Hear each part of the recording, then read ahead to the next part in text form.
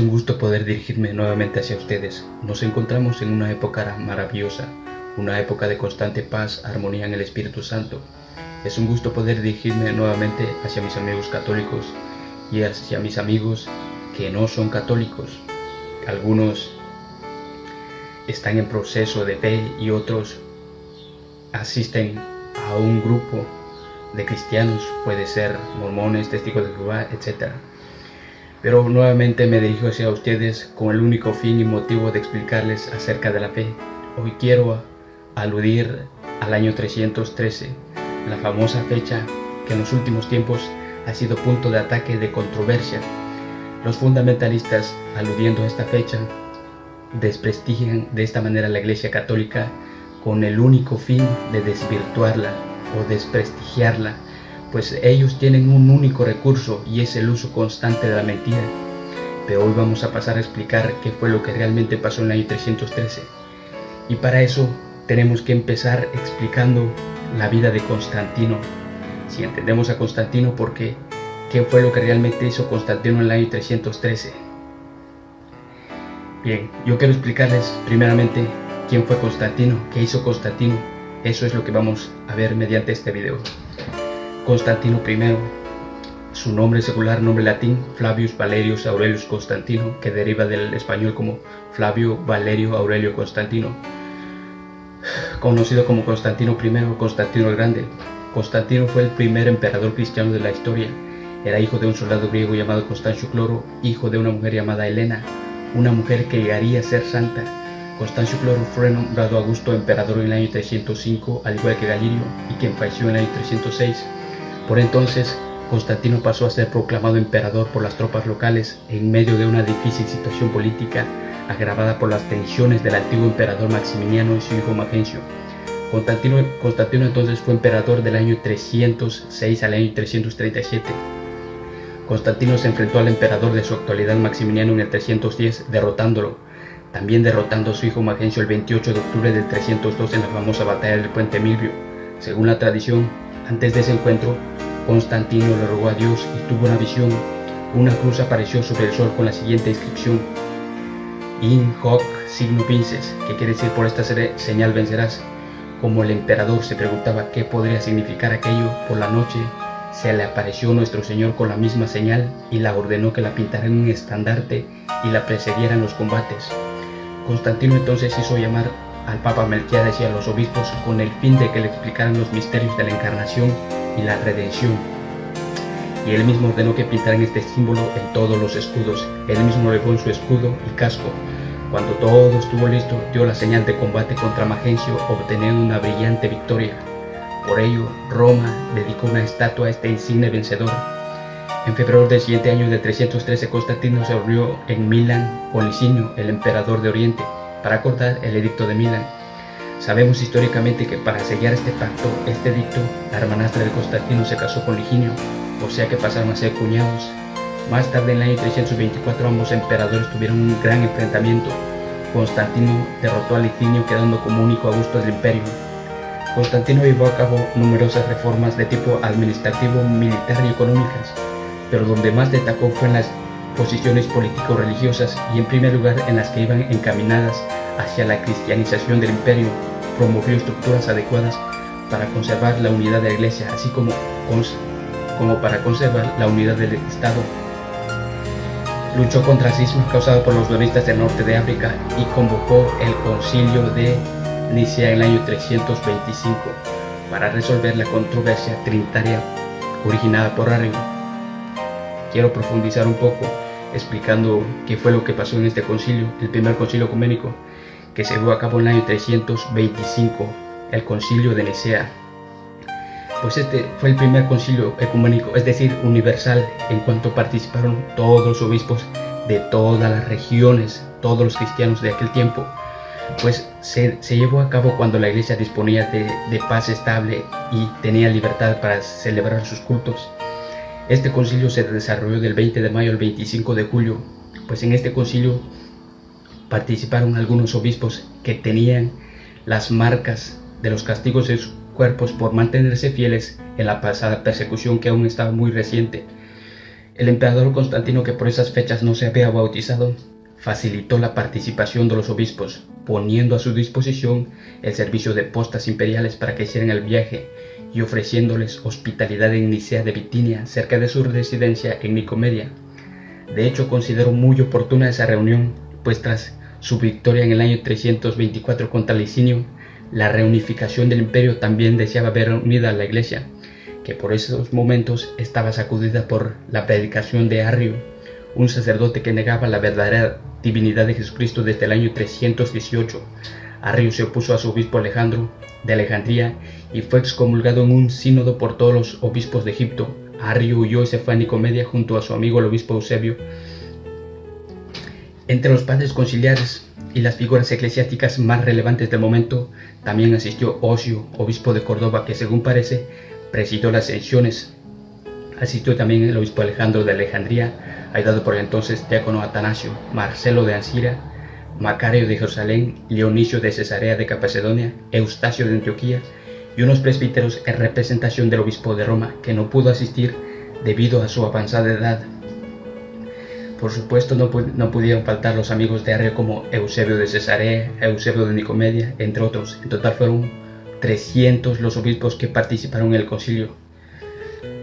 Los partidarios de Arrio, los amigos de Arrio, que contaban con las simpatías del emperador Constantino, pensaban que en cuanto expusieran sus puntos de vista, la asamblea de los congregados les daría la razón. Sin embargo, cuando Eusebio de Nicomedia tomó la palabra para decir que Jesucristo era una simple criatura muy eminente y excelsa y que no era de naturaleza divina, la inmensa mayoría de los asistentes notaron enseguida que esa doctrina traicionaba la fe recibida por los apóstoles. Así que para evitar tan grandes severas y confusiones, los padres conciliares decidieron redactar una base de fe que confiesa la confesión genuina de la fe de la iglesia de Cesarea. Se hizo un símbolo en el cual se dice que Jesucristo es de la sustancia del Padre, de Dios, de luz, de Dios verdadero, engendrado, no creado. Todos los padres estuvieron de acuerdo con este símbolo, el símbolo niceno, que se estableció el 19 de junio del año 325, excepto dos obispos que ratificaron este símbolo. Además de esa cuestión fundamental en Nicea, se fijó la celebración de Pascua del primer domingo después del primer plenilunio de primavera, siguiendo la praxis habitual de la Iglesia de Roma, y en muchas otras también se trataron algunas cuestiones disciplinares en menor importancia relativas al funcionamiento interno de la Iglesia. Por lo que respecta al tema más importante, la crisis arriana, poco después Eusebio de Nicomedia, contando con la ayuda de Constantino, consiguió volver a su sede, y el propio emperador Constantino ordenó al obispo de Roma que admitiera a Arrio la comunión. Mientras tanto, tras la muerte del obispo Alejandro en Alejandría, Atanasio había accedido al episcopado. Fue una de las figuras más relevantes del siglo IV que defendió la fe de Nicea con gran altura, que precisamente por eso fue enviado al exilio por el emperador. De hecho, las fórmulas aprobadas atendiendo a todas las fuentes, se puede decir que Constantino no influyó en la participación de fe que se hizo en el símbolo niceno, porque no tenía la capacidad teológica para dominar las cuestiones que ahí se debatían, pero sobre todo porque sus inclinaciones no coinciden, pues él se movía más bien en la línea arriana, pues era amigo de Arrio, amigo de los obispos de Arrio, así que las fórmulas aprueban que Constantino no participó. En el año 330, Constantino cambió el imperio romano de Bizancio a Constantinopla. Constantino seguía su vida cristiana, ayudó a construir muchos templos. El templo más grande lo hizo en honor a San Pedro.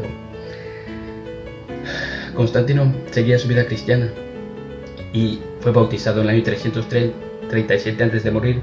El que lo bautizó fue Eusebio de Nicomedia, que era obispo de tendencia arriana. Bien, ya hemos visto un poco de la vida de Constantino. Ahora yo quisiera dar a conocer qué fue lo que pasó, qué es el edicto de Milán, qué fue lo que se realizó en el año 313. Pues veamos un poco qué es lo que es el edicto de Milán.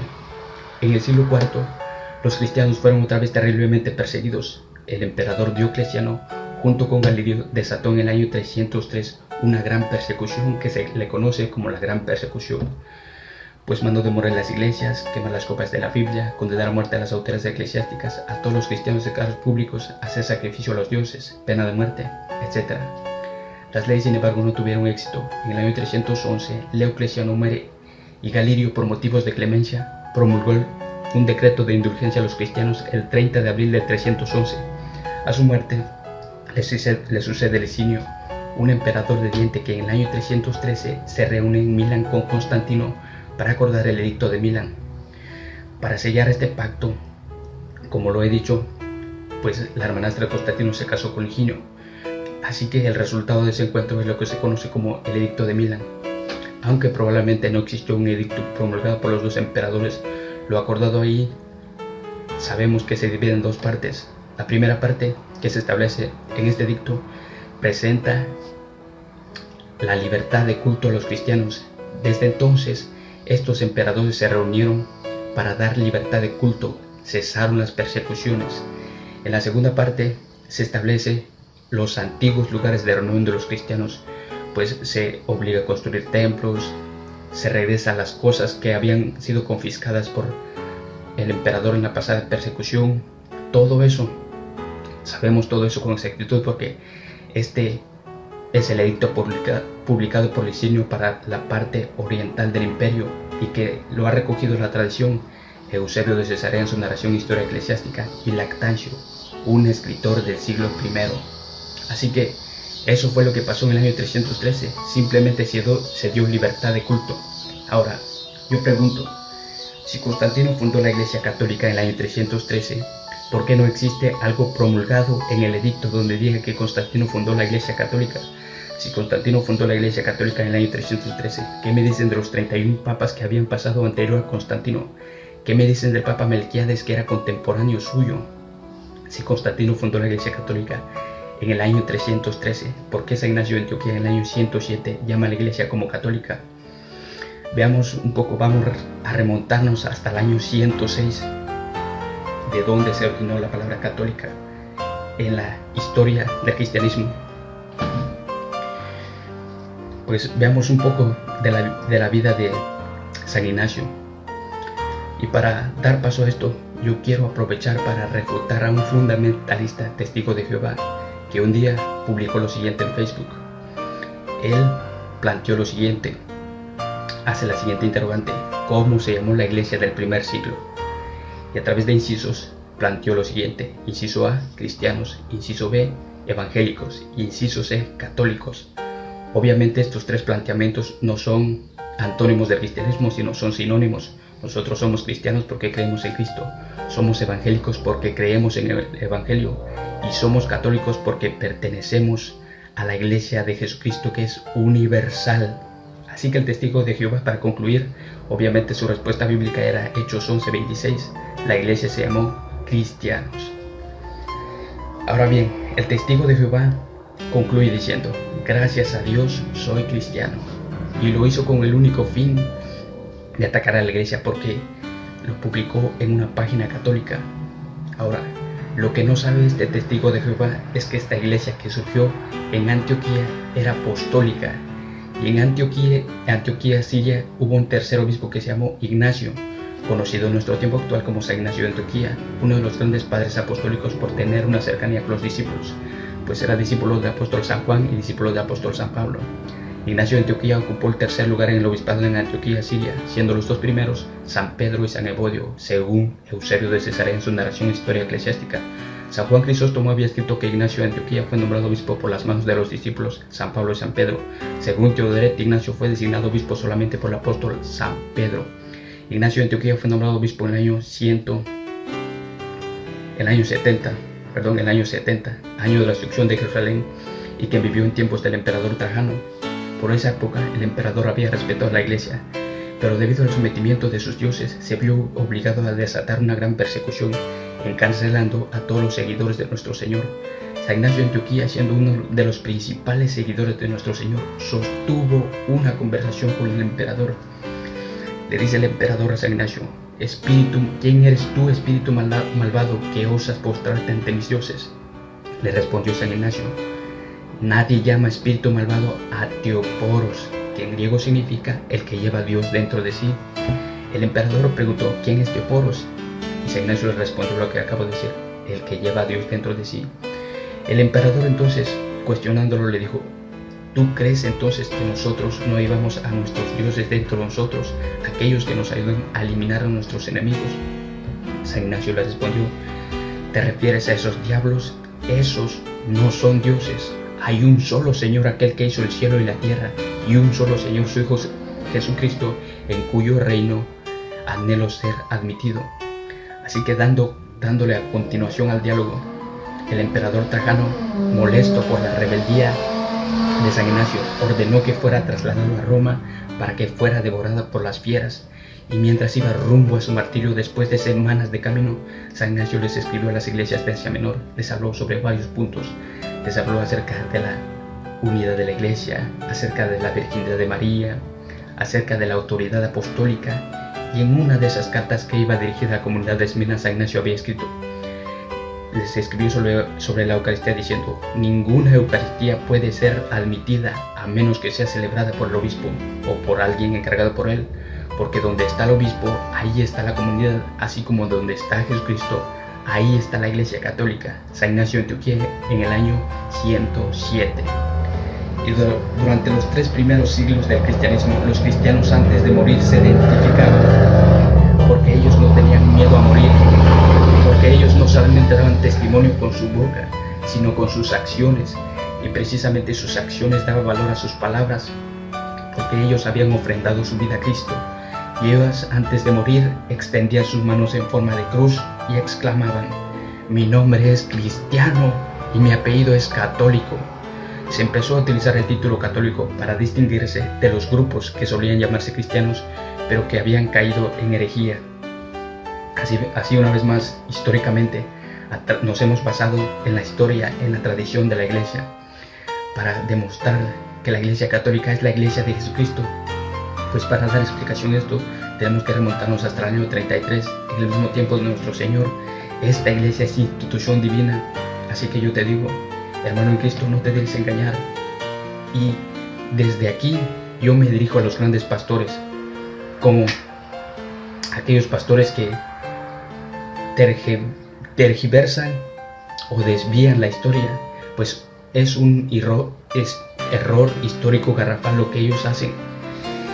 Y le digo al pastor Gary Lee que si él me ve en una ocasión, que no siga mintiendo, porque lo que él está haciendo es blasfemia, es una mentira, es un mentiroso, porque conforme a lo que él está diciendo acerca de la tradición, acerca de la historia de la iglesia, nada que ver. Y yo les digo también a los grandes pastores, es absurdo atacar una doctrina católica con un libro católico. La Biblia es un libro católico, así que no hay excusa. Esta es la Iglesia Católica, es la Iglesia de nuestro Señor, y me siento orgulloso de pertenecer en ella. Muchas gracias.